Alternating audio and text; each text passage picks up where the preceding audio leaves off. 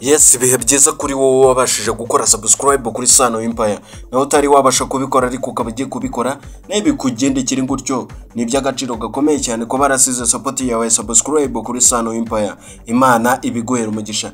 Abasanzwe bamenyere Sano Empire tubagezaho amakuru agiye atandukanye haba mu buzima busanzwe muri politike muri showbiz ndetse n'ahandi henshi hagiye atandukanye habonetse amakuru Sano Empire ibonye iyakugezaho mu bambere. Ni kuri iyo mpamvu rero twanyarukiye muri showbiz ndetse tukaba tugiye kunyarukira kuri bino byamamare bibiri. Umwe akaba ari mutoya, akaba ari umusore cyuri mutoya cyane rwose, ariko akaba akomeje kuvugisha abantu benshi. Undi akaba ari umuntu umazemo igihe kinini cyane.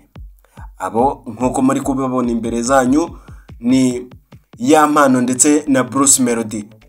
Nyuma yo guperforminga akagira performance nziza cyane mu gitaramo cya The Ben, ndetse agakomeza kugenda ajya mu itangazamakuru akavuga ibintu bigiye bitandukanye ndetse agatangaza inzira nyinshi yagiye acamo ndetse n'ukuntu bamwe na bamwe bagiye bamufata ndetse akagenda yikoma na bamwe.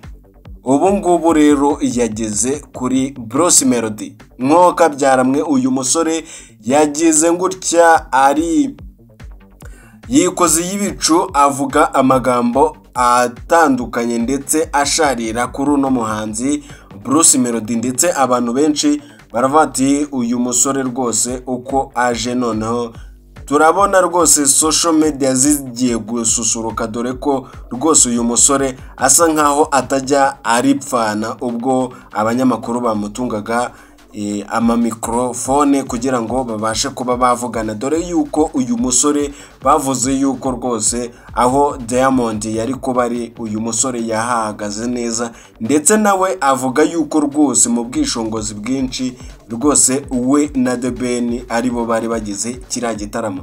Wakwibaza ngo yavuze ibiki rero kuri Bruce Melody? Yavuze yuko uyu Bruce Melody yamwimye korabo, avuga yuko rwose ari umusore ukennye ndetse atitaye ku mpano yiwe.